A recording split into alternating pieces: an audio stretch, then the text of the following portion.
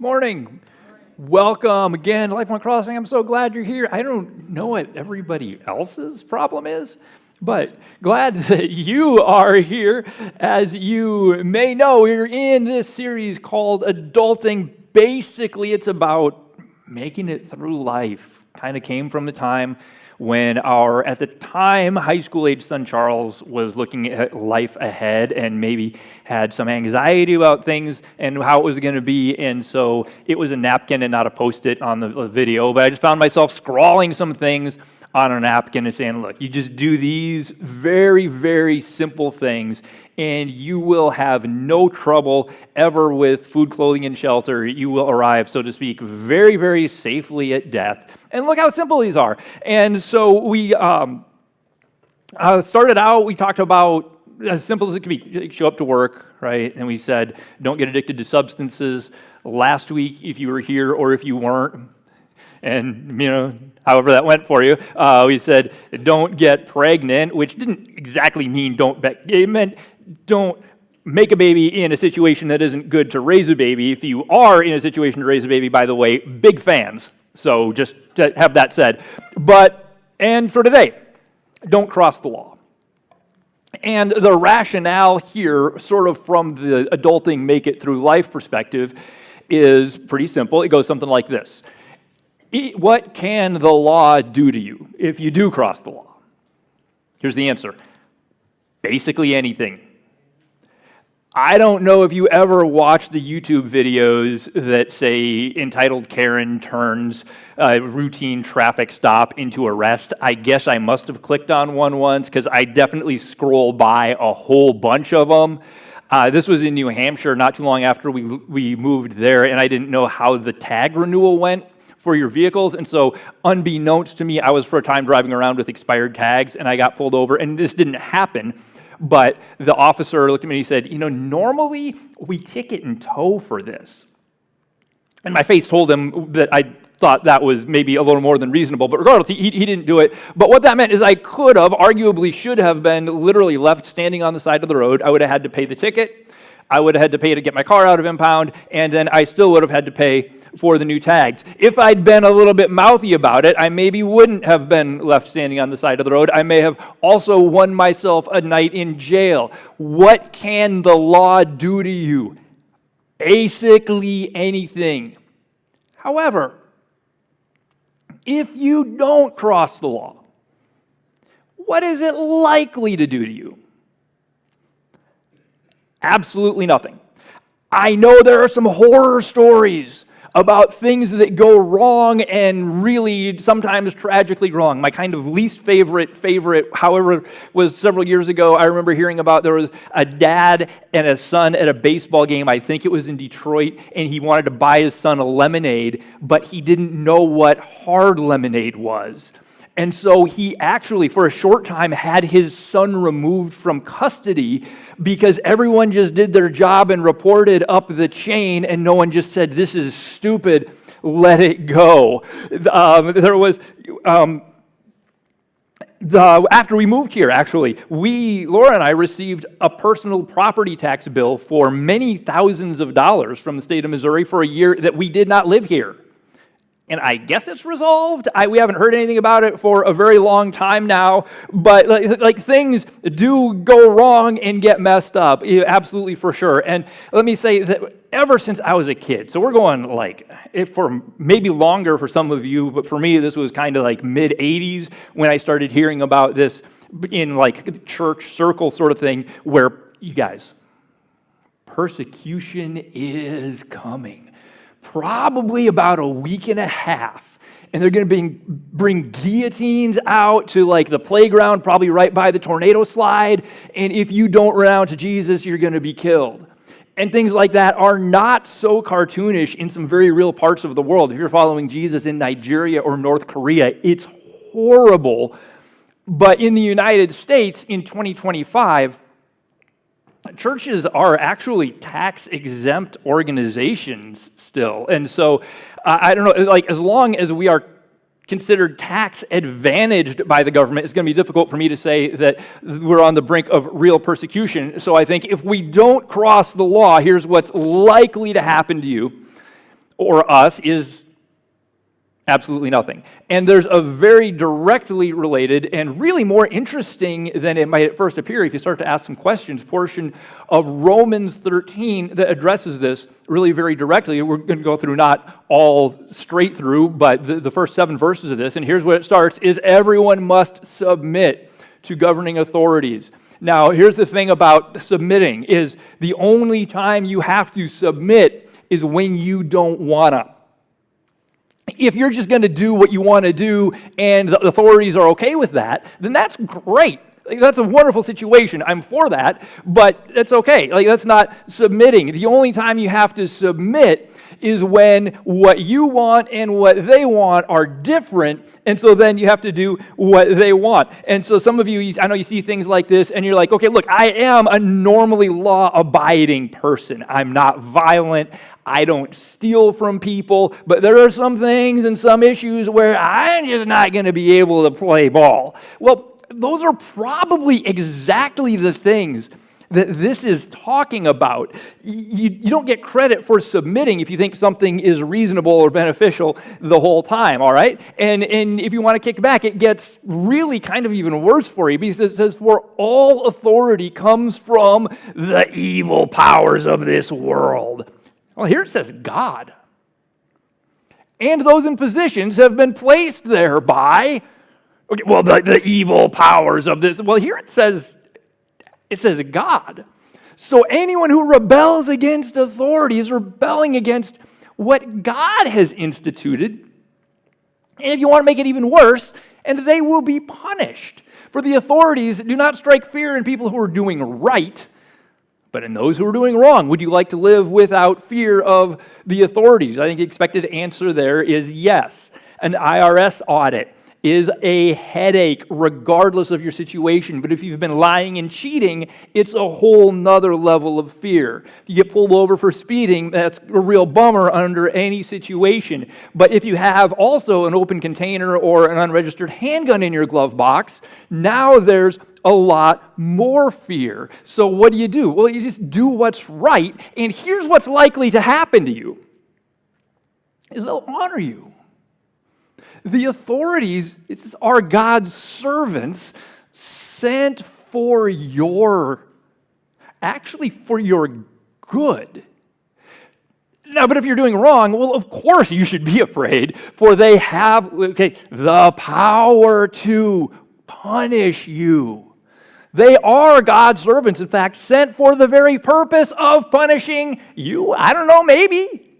Kind of up to you, right? Those who do what is wrong. So, submit to them, not only to avoid punishment, actually, but also to keep a clear conscience. Look at how good this is. It's very interesting to me that kind of the way this message series is set up is exactly the way that Paul handles this situation of submitting to the authorities, right? Because the whole idea of, I didn't write anything on the napkin because I was trying to preach or have a little mini, practical Bible study. I just wrote things down that were going to be helpful in life. And then afterwards, I thought about it, and I'm like, oh, look at that. These really are all pretty explicitly biblical as well. So Paul handles this really kind of the same way. He's like, look, this is so much better for you. If you just submit to the authorities, you won't have to live with, number one, any consequences of your wrongdoing. Number two, even the fear of potential consequences for your wrongdoing. And, oh yeah, by the way, it's also right and appropriate before God, and so you keep a clear conscience. This is really, really better for you in pretty well every conceivable way. You ever really think about the kind of power that the authorities have over you? And probably some of you have, and some of you, depending on what kind of worlds you've lived in or peeked over the rabbit hole into, maybe not a whole lot. If that's you, then God bless you. You probably are living a very, very blessed life. But probably the key word for authorities is they have authority. This passage says what you all know is true anyway. They have the power to punish you. And so some of us, maybe a lot of us, there's something in us that kind of reacts against the idea of authority or somebody who has the power or the legal right or ability to tell me what I can or can't do, right? And so then we kind of enter into any interaction with an authority with a little bit of a little on edge, even to start with, right? A little bit of defiance, and then you're just looking for something. And human psychology is such that whatever you look for, you tend to find, whether it's there or not, it doesn't even matter, and it can be either one, but then you're going to find it. And so then here's what happens is now, more than anybody else who you interact with, you have set yourself up with a greater chance of going wrong with the authorities than any other interaction, which, if you have already forgotten, these are the ones who have the power to punish you. As a group, they're the last ones that you want to be on the outs with. If you're a little obstinate with the server at a restaurant, listen, it's poor form, you shouldn't do it. Don't do it. But if she's already given you their food, or he's already given you the food, the worst they can really do is just ask you to not come back. If you can't get along with a coworker at work, well, maybe it makes your day more frustrating. Maybe your manager puts you in a different department or whatever your situation is, and none of these are good. But none of them made it onto the napkin. The law has authority. The law has the power to punish you. If you're in a situation and you can't call the authorities because your problem is with the authorities, you are at their mercy. And some of these institutions tend to not be altogether so merciful.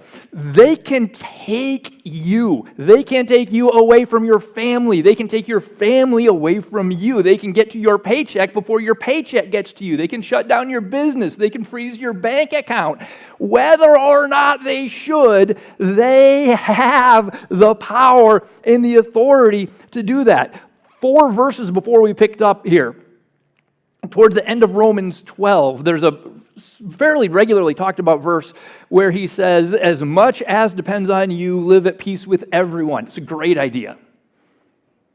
But if you can't live at peace with everyone, if that's a little bit idealistic or unrealistic in the real fallen world where we live, this is the last group that you want to be on the outs with. They have power over you. And now it gets even worse and even more specific. Oh boy, pay your taxes too. For these same reasons, even, for government workers need to be paid. They are serving God in what they do. Okay, we know they need to be paid. People need to be paid. The world isn't free, but God, these are your servants? Hey, who here has a jerk cop story? Probably a lot of you. Who here has a rude or incompetent government employee story? Probably a lot of you. Who here feels like maybe in one specific way or maybe just generally the government tends to be a little bit backwards or at best inefficient, at worst maybe even counterproductive or corrupt or unethical? Probably every one of us, at least in one way or another.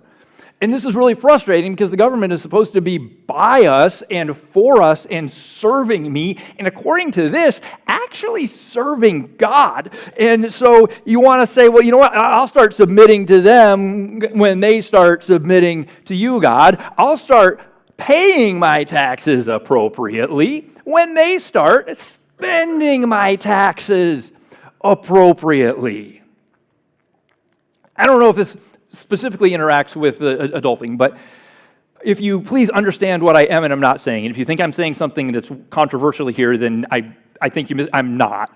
But as a pastor, I kind of really empathize as a group with police officers in the way that it seems like no matter how many things they get right, nobody really cares.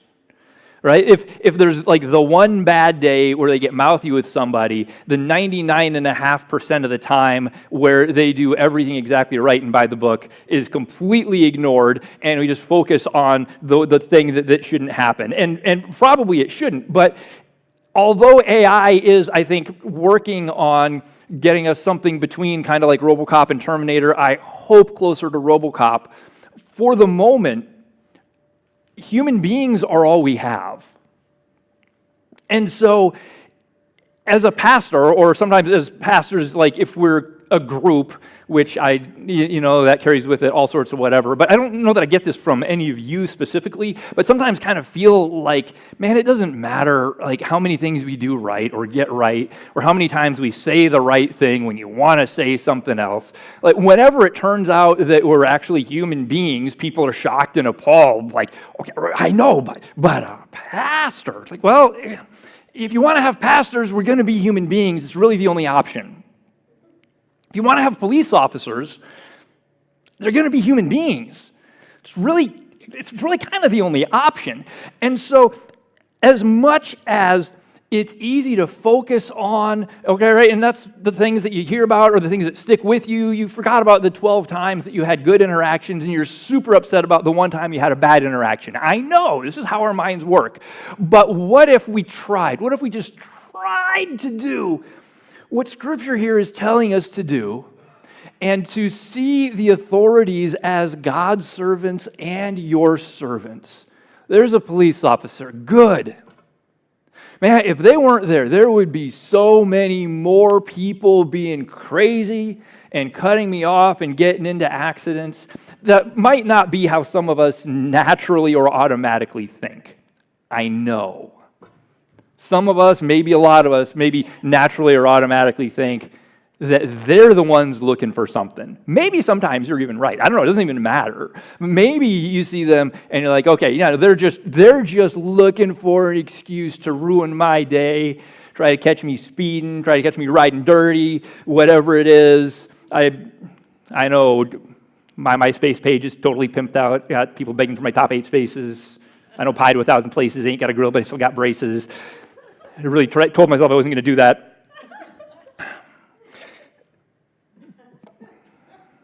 See, this is the first time in my life I've ever even attempted. Okay, what if you just tried to see them? Okay, just tried. I know this can be try to see them as helping to protect you from the other guy doing something dangerous. And let's just be honest here, probably we can all benefit from a little bit of accountability ourselves, right? We might not like it, but probably they help keep us in check too a little bit. You go to pay your taxes. I know they're too much money. I know that sometimes it seems like they're not spent in ways that really seem beneficial. You can be as upset as you want about that, but maybe just you can concentrate on that, or you can say, you know what, regardless of the state they're in, we do have roads and schools and parks and a police department. And so rather than just being mad about how it's not all like I would want it, or everything doesn't function like I would have it set up, or it maybe isn't as effective or efficient as really I would like it to be, just be grateful for what it is. Ross, how do you know exactly what I'm thinking? How are you preaching exactly directly to me today? I'm preaching to me. And I'm glad you're here. Maybe it'll apply to somebody else as well. Give to everyone what you owe them. Pay your taxes and government fees to those who collect them, and give respect and honor to those who are in authority, which is a whole nother message series, probably, that we're not going to go into today. But I don't like paying taxes. I'm honestly often very upset at how they're spent, and I do whatever I can to make what I owe as little as is legally possible. But pay your taxes. Don't cross the law. And to submit to the authorities, that means that you have to submit when you don't agree, when you don't want to. What can the law do to you? Basically anything. What is the law likely to do to you? If you don't cross it, absolutely nothing.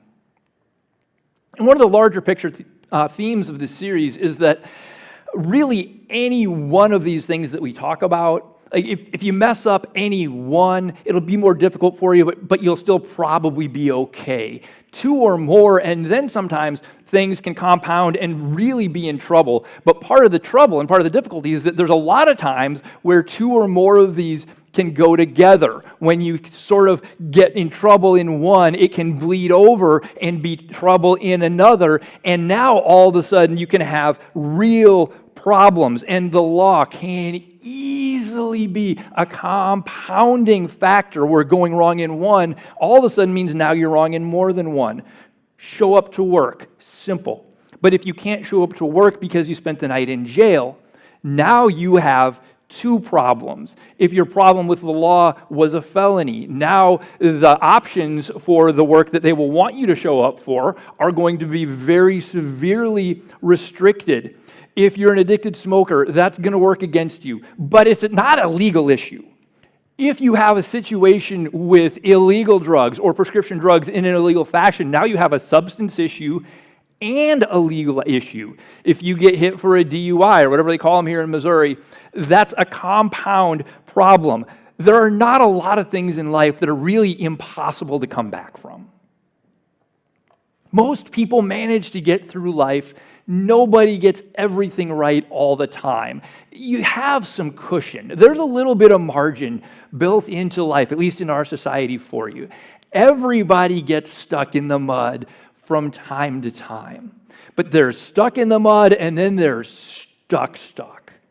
Man, you can get stuck and it's really frustrating. You got to go find some boards or some floor mats to put under the tires to get some traction, and then there's mud flying up everywhere and you get all dirty and it takes time, but then you get out and you get back on the road and you're frustrated because you wasted a bunch of time and there's this big mess, but you're doing okay. Then they're stuck, like you need heavy machinery to get you out stuck. And a lot of people don't have access to heavy machinery. And so now, don't you see this? Is people who spend years and years of their lives with the wheels going, doing everything they can, as much as they can, and nothing happens. That is what happens when things compound. And now you're really stuck and there are compound problems. And when you cross the law, this is so easy to have this happen. So, okay.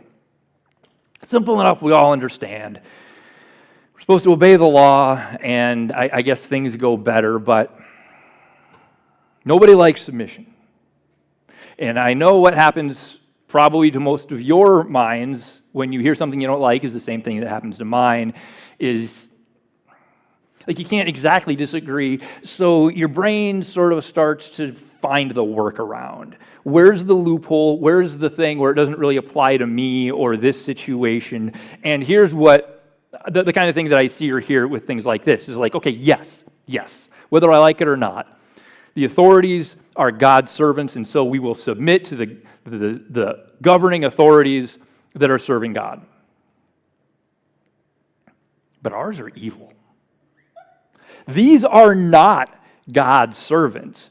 Are you kidding? The police are racist, the politicians are crooked, the policies are oppressive, the military is violent and murderous. I'm God's servant. I cannot in good conscience pay taxes or give honor to these kind of governing authorities. And if Paul, writing Romans, were here in the United States 2025, he would say and see the exact same thing. Listen, I don't particularly want to argue any of the things that I just brought up, whether or on whatever level they may or may not be true or real, but there is no doubt that there are limits to, of course, what is godly and appropriate to submit to. When the Nazis come and knock on your door, don't hand over the Jews to be executed. If they make a law that says we're going to kill all the baby boys, and then you're walking by the river and here's a basket with a little baby boy in it, don't turn it over to be killed. Care for the child. If they build a great big idol and they say that you're going to have to either bow down and worship the idol or we're going to throw you into the fiery furnace, then take your chances with the flames. Probably you'll burn up. Maybe you'll have an amazing story that people will talk about for centuries. But the government that Paul in Romans was specifically telling his people to submit to and to honor, it ended up literally executing him. the emperor at the time, this was the Roman Empire, they ruled basically the whole known world at that point, right? Same Roman Empire you learned about in school. The emperor at the time was a man named Nero. You may know that name. He was brutal and evil. He was known for lighting and burning Christians in his courtyard as human candles. And so he was evil, and I guess into really weird aromatherapy. I don't know. I make jokes, but this was real. Like, the reason this is in our history books is because it happened to very real people. If you read the back half of the book of Acts, which more or less follows around actually Paul in his journeys around the empire, right, telling people about Jesus and planting churches, and he ends up just for that actually having some significant problems with the law. But one of the things that you might notice if you read through is he operates within the legal system. He uses his rights to appeal as a Roman citizen. It's really very interesting. And so whatever anybody thinks about our authorities or our government, as a rule, I don't necessarily love them. But unquestionably, there is no argument that what Paul was specifically, explicitly writing to in historical and geographical context was far, far worse. If Paul and the people in Rome were here in the United States 2025, there is no question they would not be appalled at how far we have fallen from our original Christian ideals. They would be absolutely flabbergasted that there had ever been a government with any godly or biblical underpinnings in the first place. When Paul wrote Romans, Christianity was about to be made illegal. Life Point Crossing is recognized by our government as tax exempt. So here's how you do this, is you just submit to the governing authorities. As far as a message like this goes, again, probably the key word there is authority, as in they have authority. Maybe they shouldn't. Maybe they're wrong. Maybe you should have the rights and freedoms that they restrict, and it pushes up against you in the worst possible way. And the individualism that is within you says, who do you think you are to tell me what I can or cannot do? You're not God. I didn't vote for you. And I am my own human being, free to create my own destiny and make my own choices. Okay. Here's what happens. Number one, your rebellion is not just against the human authorities, it is against God, who this has been very clear and repeated as saying has put them in place. Following Jesus is not about rebellion and doing what you want. It's about submitting to God and finding that what He has for you is really in your best interest the whole time. Submitting to the authorities is submitting to God. And if you agree to start with, then you're not submitting. It just means that what you want to do or think is okay. So, that's okay. And then number two, authority means that they have authority. This passage specifically used the phrase, they have the ability or the authority to punish you. You are a creature, you are a creation of God, and He has complete and total ownership of you. He has also made you your own human being and given you the ability to make free decisions. But you are not your own God. There is a God, and there is authority. And submitting to those authorities is submitting to God through them outside of obviously ridiculous examples that I would argue very, very strongly none of us face on any level in our current society. So go to work, right? Don't get addicted to substances. Don't make a baby in a situation that isn't good to raise a baby. And don't cross the law. It's so simple. We'll have one more next week, and then we'll bring the whole thing together after that in 2 weeks. Okay, let's pray. Father, thank you so much that despite our, the combination really of our human rebelliousness and pride that reacts against the authorities, and the fact of the humanity of the authorities, and that they are human beings and that they will never get everything right or be perfect, or that we can never find some reason or some objection to not submit. That you give us structures and authorities that are for our good, whether we sometimes like it or not, whether I sometimes like it or not. And Father, you know better than anybody how I need this message and sometimes tend to rail against the things that I don't think are good or godly appropriate. Father, thank you that you give them to us, and that you give us clear instruction that there is no reasonable workaround. That what we do, Father, is just submit to you, and whatever that means. And in this case, it means submitting to the governing authorities. Still praying if you're here today, and this message doesn't really have anything to do specifically with coming to Jesus, but you know what? The justice that the human authorities are put in place of is really a remarkable reflection of the justice of God. It's just that God's justice is perfect and not subject to human weakness and error. And what this teaches us is that every one of us is a lawbreaker. Every one of us has done things that were wrong. We knew they were wrong. We did them anyway.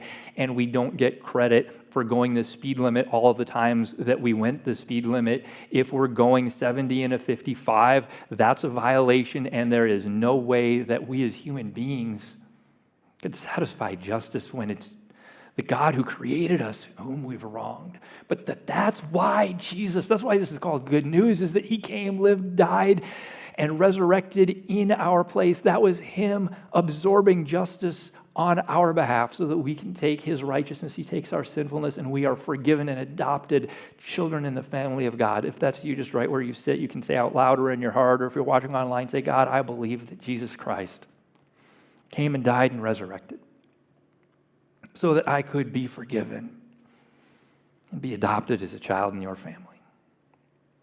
Please come into my life. Forgive me and adopt me. Begin making me into the person you created me to be, and give me the life that you have for me.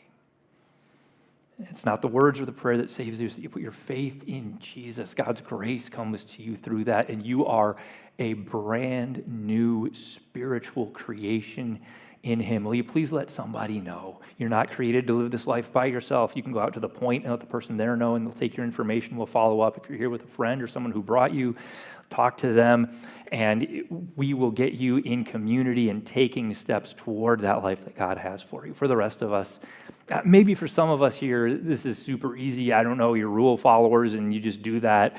But I know there's something in so many human beings and something that's in our sinful human nature that makes it really, really difficult. I'm the same. I'm no different. Will you commit right now between yourself and the Spirit of God that you will put your pride down, let your rage go, and submit to God? If you don't want to see it as submitting to the human authorities, then you see it exactly as Paul puts it in Romans 13. You are submitting to God. And I hope and pray that we all have the strength and clarity to see that that is not only what is good and right, but that it's also in our best interest. Father, we ask that you would make these decisions here on a Sunday morning into real Monday through Saturday life change, that through your Spirit we would have the strength and the courage and the godliness to be who you've created us to be in this really, by any measurable standard, very, very good and godly opportunities that we have in the United States in 2025, in the name of and for the glory of Jesus Christ. Amen.